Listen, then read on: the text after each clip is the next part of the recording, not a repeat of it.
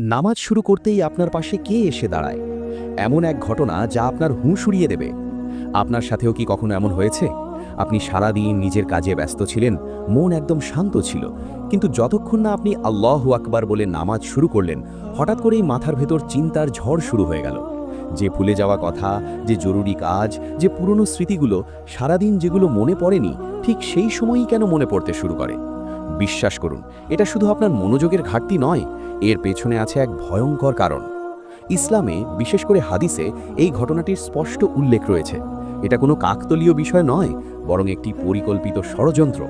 যখন একজন মুমিন বান্দা তার রবের সামনে দাঁড়ায়, তখন সেখানে এক বিশেষ শয়তান উপস্থিত হয়। তার নাম হলো খিনজাব। হ্যাঁ, খিনজাব। সে সাধারণ শয়তানদের মতো নয়, তার একমাত্র কাজ হলো আপনার নামাজ নষ্ট করে দেওয়া। আপনি যতক্ষণ দুনিয়ার কাজে ব্যস্ত থাকেন, সে আপনার কাছে আসে না, কিন্তু যতই আপনি নামাজে দাঁড়ান, সে ছায়ার মতো